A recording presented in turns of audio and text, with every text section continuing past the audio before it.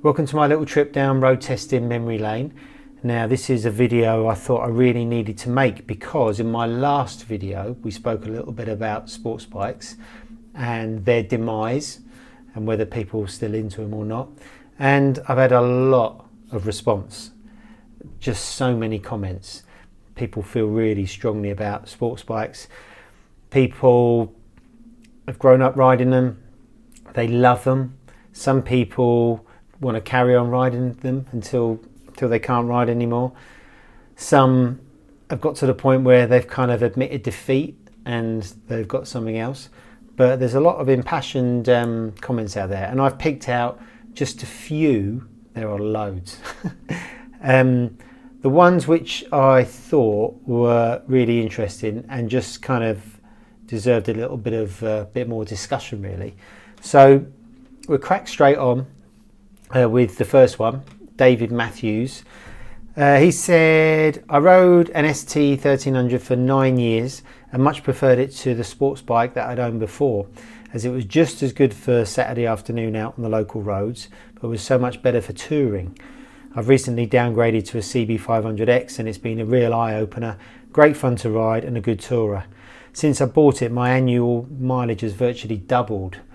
Well, that's really interesting, isn't it? Because it's all very well having the bike of your dreams, but if you're not going to go out on it, you know, what's the point almost? They're nice to look at. I know a lot of people that kind of don't want to make the jump away from their sports bike and they just end up not riding anymore and they're missing out on all that enjoyment. And the CB500X is one of those bikes that is just, it doesn't promise anything on paper, but it is so much fun to ride. Last time I rode one in anger was at the launch of the CB500 family in the Canaries somewhere, and that is probably one of my most memorable rides of my launch career. There was a very fast Honda test rider leading us, and it was myself and Simon Hargreaves just riding like we were on a Super Pole lap for 3 hours. It was brilliant. And right there and then I had more fun on that bike than a sports bike. I mean, they're not great to look at and they're not very well equipped, but in terms of the actual fun and enjoyment you have, just absolutely 10 out of 10. So that's really interesting. So David, you've got a bike now that you can enjoy more, even though you like sports bikes. So good one. Next question, or next comment rather, is a biggie. There's some really long comments here, which just shows how passionate people are about it. So this is Van Duck 996. You can guess what he's had. My opinion about the state of the sports bike. I absolutely love them. I've been riding sports bikes since the mid-90s and hope to be able to do so for many years to come. I'm 47. I don't have any problems at all with sport bike riding position. I consider the demands of a sport bike to be one of the good reasons to keep my body supple and in good shape. Well, that's, yeah. If you've got a reason to stay healthy and in good shape, that's a nice thing to have if you're on a sports bike. I've owned the 996 for 20 years now, supposedly one of the most uncomfortable bikes out there, but I say rubbish to that. Last season I did many 500 plus kilometre days for a total of about 14,000 kilometres. Wow! I consider nakeds like the Street Triple RS, KTM 890R, etc. and the Super Nakeds to be sports bikes, but personally I like having a fairing to divert the wind, and I prefer clip-ons as I don't like feeling like my body's a sail like you do on a naked.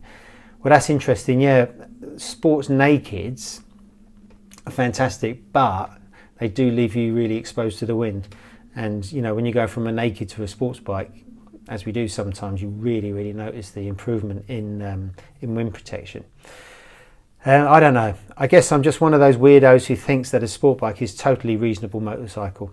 Any other kind of bike just feels wrong to me, and they tend to feel heavy, cumbersome and unresponsive in comparison. Well, yeah, sports bikes are designed to be light and agile and lithe, aren't they? That being said, sounds like he's cracking here, I do wish less track orientated sport bikes were available, something along the lines of the Speed Triple RR. Well, as I found out when I ran one for half a year, that's probably the most uncomfortable bike I've ever ridden. So much weight on your wrist, it's ridiculous. So a sports bike's better than one of those. Or a Yamaha R9 would be pretty damn cool. which is an MT-09 with clip-ons and a fairing. And if they made one of those, that would be perfect, wouldn't it? Actually, I really wish Yamaha would make a cross-plane crank inline 4 750, so do I. Something with 150-ish horsepower, a proper back seat, a modern YZF 750 if you will. Yes, I missed the 750s from the 90s. Bikes that would do road and track equally well. A modern version of those 750s would be my ideal sport bike. Well, I agree. 750 is a magic number when it comes to sports bikes, or any bike really. You know, you've got a fair amount of torque, you've got revvy, engaging engines, you've got lightweight. I think they are the sort of sweet spot when it comes to sports bikes. And yeah, I really hope Yamaha produced the R9 and it's not too extreme and it's not too soft. So let's see what happens. But thanks very much for your comment, much appreciated. Right, moving on. Dan Greenfield Smith. I've only done 100 miles on my S1000RR M Sport, but having only ridden 600s, the BMW knocks the arse off everything I've ever ridden. Ideal for the road, even better for the track. Awesome. Well, I'd agree with you there, because I would say that the S1000RR is probably the nicest of all the super bikes to ride on the road. The riding position isn't too extreme. You've got cruise control, which lets you shake your wrists off if you need to. It's got really torquey engine with the cross-plane crank with the shift cam, which is variable valve timing, so you've got lots of grunt at low revs, and then above 9,000 revs it just takes off like a super bike. And heated grips, fantastic dash. It's a really nice road going sports bike. You know, I think that's an exception really. Those bikes, yeah, why would you need to get rid of one of those for a naked or an adventure bike? I had one for a year on the road as a long-term test bike. Rode it all over the shop, the Nürburgring, down to the south of France, and it was brilliant, absolutely brilliant. So Dan, you love these sports bikes and you're gonna keep them. Okay, this is from Sam. I've owned a 2000 R6 and a 2004 R1, which both split their time on the road and track. Had a go on a CB500 on the track and realised it wasn't all about power, and I had just as much fun, so I bought one. Plus, I didn't need to remortgage the house for tyres every other day. I'm 28 and with a 1-year-old. I now only own a humble 2006 Hornet. Scaled down track time last year, only doing 3 days, but the Hornet held its own and is all day comfy for commuting and pottering around. I'd love an S1000R or RR, but lots and lots of money to cartwheel into the gravel. I squeezed in my licence 10 years ago when you were restricted to 33 bhp, but could ride more or less anything. New licence rules have ruined it for those younger than me, I think. I agree. Why spend lots doing tests when you could finance a nice car instead? Money no object, I'd love a new superbike, but life gets in the way. Well, that's a valid point, isn't it? That's another reason why superbikes aren't quite as popular as they used to be. They're very expensive. You know, it's a small irony when, say, you go to a Panigale V4 S launch, and you've got this incredible bike that does incredible things around a racetrack. But the elephant in the room is the fact it costs 25 grand. And, you know, unless you've got that amount of disposable income, would you ever ride that bike to its potential, because you risk crashing it? You know, quite often I think that test riders and journalists are the only two type of people that, you know, can really ride these bikes to the limit, because on a track, because there's kind of no consequence. You know, we rode the RCV road bike at Valencia a few years ago, and I rode it as hard as I would do anything, knowing that if I did lose the front, or if I did high side it, it wouldn't be a good move, but it wouldn't be the end of the world, and it wouldn't cost me, how much were they, 140 odd grand or whatever they were at the time. So yeah, so having these amazing sports bikes that you can't really use seems a little bit of a waste, although it's nice to have them.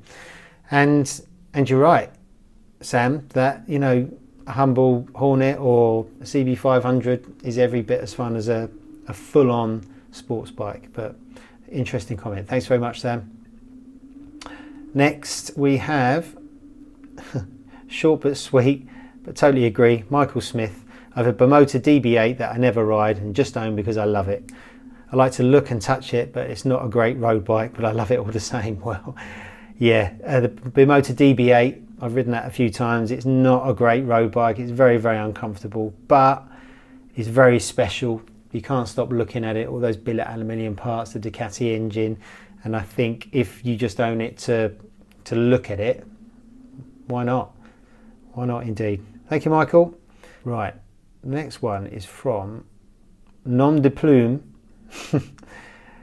And they say, I love the look of sports bikes, but my back and wrists don't thank me for longer than 10 minutes on them.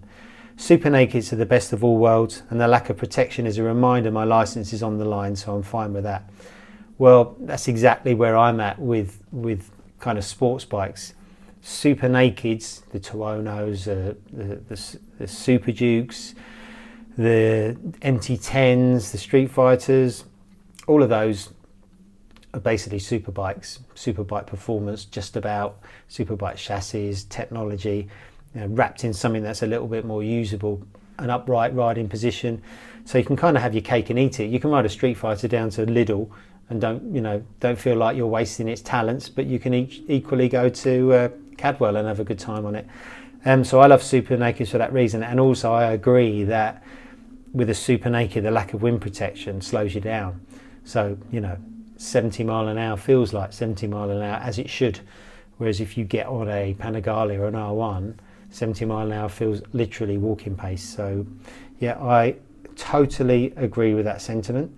So yeah, super nakeds are the way forward for me, and that's why nakeds in general have leapfrogged in popularity over recent years. The next question is from Purple Ninja. Hey Neezy, love your work. Thank you very much.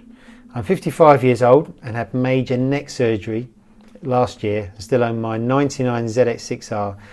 Can't give it up. Still enjoy the thrill. Chasing bends and giving it the hurry up. But I'm looking at getting a Z900RS as an everyday rider, just to be a bit calmer, just have a bit more calmer and upright riding position. Well, yeah, 99 ZX-6R is pretty, not too extreme, is it? But it's pretty extreme.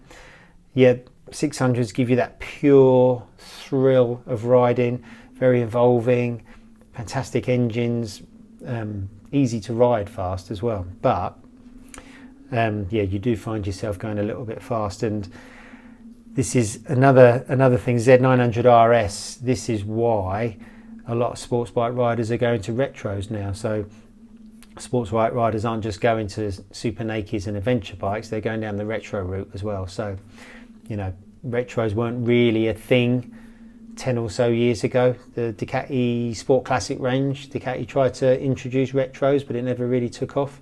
And it only really kind of started in the was it 2000 and I don't know, the first proper real desirable retros were the Triumph Bonneville range, wasn't it? Like the Triumph Thruxton, the new generation Thruxton and things like that. And now that scene has exploded. And they're really, really cool. They've got decent performance, they look great, they're nice to ride, they make you smile. And the Z900RS Kawasaki is one of my favourites of all the retros. And especially for Japanese bikes, it's so beautifully designed. It just looks, it's like the original Z1, isn't it? It's based on.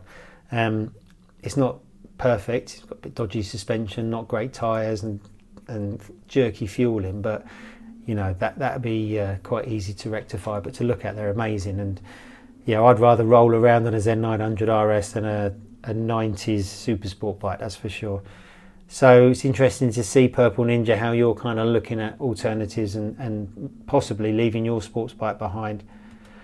Next, another little short one, Lord Seth Taggart. I did have a TL1000R, great looking bikes, until I sold it and bought a Niken GT. Must be getting old, I guess. So you've gone even further the other way. So you've leapfrogged nakeds and adventure bikes, and you've gone for a bike with an extra wheel. And why not? The Niken, I've not ridden the GT version, but the Niken is fantastic. It's that bike with two wheels at the front, one at the back, MT-09 engine. The whole bike leans like a normal motorbike. The front wheels lean, doesn't stand up by itself. And when you're riding, you wouldn't know you're on three wheels until you go around corners, and they've got so much more front grip, so much more confidence, especially in the wet, especially on dodgy surfaces. You can still have fun on them. You can pull wheelies on them. You can skid the rear, which is actually easy because you've got all that front grip hanging on. And yeah, why not go from a sports bike to a Niken? But you know, that's interesting, the journey that you've taken, my lord. Next is Jimmo 368. I'm past 60, still ride a TL1000S, which I bought new. I find the comfort acceptable, but my only issue with sports bikes are their practicality. I know they're not made for that, but I do like to ride long distances and haul my stuff with me. That's fair enough, isn't it? Sports bike is pretty impractical when it comes to doing distance, although you can. I used to tour on sports bikes all the time. Rucksack, tank bag, kind of all you need. Throw over panniers on there as well.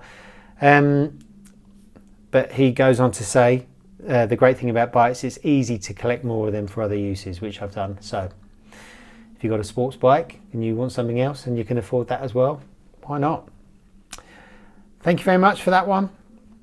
Next is Peter Elder. I'm in the USA and I'm now 60. I've been riding sport bikes since my 1993 GS750 ESD. Oh, golden oldie that. Had a 1987 GSX-R 1100, nice. 1993 ZX-7R Limited, very nice. And still have my 2004 ZX-10R, the first of the angry ZX-10s. But last year I bought a Yamaha MT-10 and I love riding it more than my fully modded ZX-10R. More comfortable for my old bones. So again, sports bike lover, still wants the performance, but super naked is the answer in this case. So thanks very much, Peter. Next is, and probably your age, this is from Sam Furnos, and I love sports bikes. And when I come to the point where I can't ride them, I'm most likely to just give up and ride my road bicycle. Sportsbikes Rule. Yeah, well, here you go, Sam. You're a dyed-in-the-wall sports bike fan, and nothing's going to change that. So good on you. To be honest, if I wasn't doing this job, I might be thinking the same. I'd probably be reluctant to try anything else, but now I have. It's a different story, but yeah, fair comment, Sam. By the way, if you wonder where I am, I'm in a hotel room in Abu Dhabi on the Ducati V4 launch. And we're on the only mountain in Abu Dhabi. They've closed down the road for us to ride on. And it's an 8-mile long, fantastic ride that kind of reminds me of Pikes Peak. 60 corners, like a shell grip surface. I've had the best time. And you can read all about that in MCN. Not the best time I've had, but what the bike's like. Okay, this one's from Doug. I've just replaced my stolen ZX-10R with a nearly new ZX-R KRT. That's the racing colour one, isn't it? It's my first litre bike. The foot pegs are so high it's a bit uncomfortable. I remember your review and said the same thing. Yep, it's one of the most uncomfortable super bikes for me. But I love it, even though it's the cheapest new generation sports bike. It's such a special thing. A lovely smooth engine and lean angle safety systems. I live in a place that has no good roads locally, Berlin in Germany. So to ride a couple of hours for a ride has me hanging out my arse. Everyone else has an eventual touring bike in the city and a lot of Harleys. I will trade in to get a GS or a Triumph at some point. So he's thinking about it. But I live on the ground floor and park my bike in my front room, and I just love looking at it. If I can get some rear sets to give my knees an easier time, I'll keep it. I have a pooch screen, it has heated grips, it's heavy but a flowing bike for mid-speed corners. It stops really well. Sports bikes just feel special. To get that feeling in the car, you have to spend money I don't have. Well, yeah, I totally agree. You know, if you can pull your bike into your into your front room, then yeah, there's nothing better than looking at a beautiful sports bike like a ZX-10. But yeah, interesting that you're thinking of getting a adventure bike at some point. But yeah, thanks for the comment, Doug. Right, this is from Ian Major. Hello Ian. I love motorcycles and have ridden a superbike for 35 years. Similar to me. I've ridden my other bikes, but why, when literally your life depends on them, would I not want the best brakes, suspension and chassis? When I get off adventure bikes, naked bikes or the current crop of budget sports bikes, they're always a compromise too far, just so the manufacturers can make more profit. And as for superbikes being uncomfortable, 20 miles on a naked at more than 50 miles an hour is literally a pain in the neck, as well as ruining your leathers and helmet with all the road detritus. The motorcycle press have promoted the current trends of bike, overlooking their compromises instead of reporting them and asking for superbikes with less extreme geometry. Well, obviously you're a massive sports bike and superbike fan. I can see exactly where you're coming from.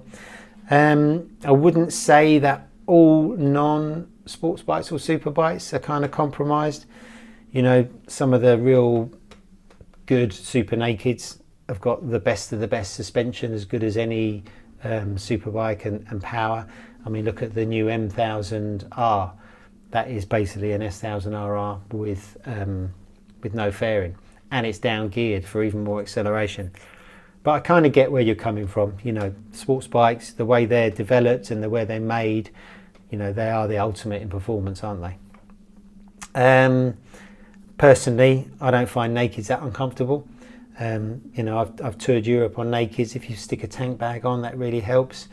And you know, like we were saying before, it kind of keeps your speed down. But again, I can see where you're coming from. Having a fairing is much better, although clip-ons are more uncomfortable. But one of the interesting things you said, Ian, is the motorcycling press have promoted the current trends of bikes. So I kind of agree with you a little bit there.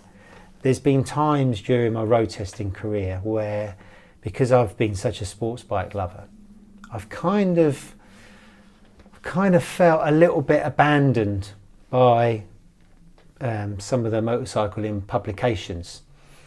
You know, I kind of sometimes think that because some journalists have moved on, they've kind of taken their toys away with them and they don't want anyone else to enjoy them. I don't actually think that's the case. I think that's more me kind of doggedly hanging on to that sports bike dream, because you know, I've almost come to that same conclusion myself. I've still definitely got one foot in sports bike love, but I can definitely see the advantages and the enjoyment that comes from other bikes. And I mean, not right now because I'm away, but if I wanted to go on a Sunday ride, I just wouldn't go on a sports bike. They're too uncomfortable. I'd probably have a super naked or something like that. If I wanted to go touring, I'd go on an adventure bike or a sports tour or something. But if I wanted to do a track day or go racing, then 100% I'd have a sports bike. Or if I was fortunate enough to have a nice bike collection, I'd love sports bikes in my collection just so I could look at them, like some of you lot do as well. So I don't think the motorcycle press have really promoted other types of bikes. They have reported on other types of bike, but they've just looked at you know, what's going on in the motorcycle world, at trends. You know, what is the point of, you know, singing from the rooftops about a new R6 when nobody really buys them, although there is the argument that people want to read about them. So there's no real sort of hard and fast answer to that really with regard to sports bikes in the press. Yes, be interesting to know what you think. Do you think magazines and publications and MCN don't put enough sports bikes in? Do you think there's too many? I mean, there was always that perception over the years that I used to get accused, MCN just puts 1000cc bikes in every single week, when the reality is you do 1000cc group test a year or 600 a year, but people just notice that, they don't notice all the other stuff. So and now sports bikes rarely get a look in, just because, you know, there's very few of them. You test them once or you test them twice against their rivals, and then there's no real need to test them again. Whereas there's so many naked, so many adventure bikes, so many retro bikes being released all the time that you're always talking about them. So it'd be interesting to get your comments on the press side of things. But thanks very much for your comment, Ian. Next one is, let's rattle through these, from Tucker. 55 years old, 19.5 stone, 2020 S1000RR M Sport with carbon wheels. Good on you. I can't ride it to 20% of its capability, but I'm on a superbike. There's a superbike fan. Thank you, Tucker. And next, from Trooper Ted.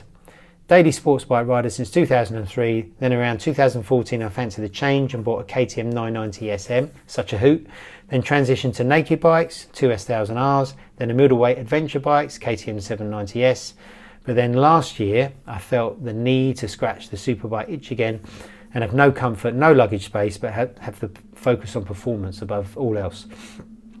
So what did he do? He bought a 2020 Ninja H2. Good effing Jesus, it's bonkers. It's completely impractical for everything, but I love it. Every time I get off it, I look back and smile. Sportsbike may have had their day, but I'm glad bikes like the H2 are still being built, not just for Europe anymore, but due to Euro 5. But yeah, I agree. You know, you've gone the route of leaving sports bikes for something more comfortable and then realising they don't scratch your itch, and basically gone for the most extreme of all the sports bikes. That Ninja H2 is not comfortable, is it? It's terrible on fuel, it's terrible on the wrists, but when you open that throttle and it just absolutely monsters anything, there's nothing quite like it, is there? Thank you very much. Next comment from Adam Bell. If you want a comfy sports bike, buy a 1299 Panigale Ducati. By the time you feel uncomfortable, it's run out of petrol after 80 miles, so you can have a stretch. Yeah, I agree. Never ride past the petrol station with 80 miles on your trip on Panigale V2 anyway, because you won't get much further. Thank you, Adam. Two more. This one's from Dingo617. On the subject of sports bikes, I just sold the 2004 GSX-R600. It's my first bike when I passed my test 3 years ago. I love the looks. It was a rare black and orange one. Style, sound, weight and handling. But sadly I grew to hate the riding position. It doesn't help that I'm 52. I only used it 3 times last year. Was still sad to see it go, as I probably won't own another sports bike. That's a shame. Good bike that. I also have a 2006 Gen 1 Hayabusa, which was still slightly wristy. Yes, I don't know why they're perceived as sports touring bikes really. They're really uncomfortable. But much better after I fitted a 1-inch bar riser. Well, that would cure it.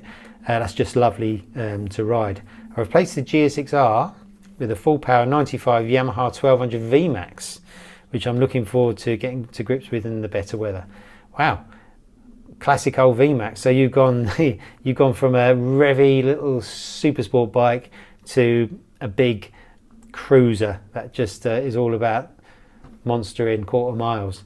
But it just goes to show, doesn't it? Everyone's got eclectic taste. No one's completely pigeonholed, are they? But that's a really nice little biking journey. Thanks very much for that, Dingo.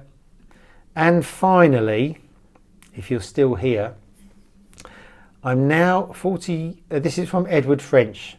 Thank you for your comment, Edward. I'm now 45 and only did my CBT in December 2021. My first big bike in June 2022 was a 748, and I absolutely loved it. That's a Ducati 748. That's the baby 916, wasn't it? Obviously I'm going to get a GSA soonish, GS Adventure BMW 1250, no doubt, but my 748 has been toured, commuted and enjoyed year round, and if I stop using it I'll park her in my lounge. I'm getting divorced, woohoo, so I can get away with it. Wow. Well, if you ever wanted a extreme sports bike, the 748 is it, isn't it? It's quite small. It's quite perceived as temperamental. Obviously yours isn't. But what a great bike. In many ways they're better than the 916 because the engine doesn't affect the handling as much. There's less reciprocating mass, so the handling is sweeter. It's got a narrower back tyre, so that adds to the agility. It's revvier, it's more involving, and it still booms like a proper Ducati. So there you go. There's a new sports bike fan that loves his Ducati. Right, if you got through all this, well done. Normal service will be resumed. I'll go through some older MCMs which I've got lined up. Any other questions are gratefully received.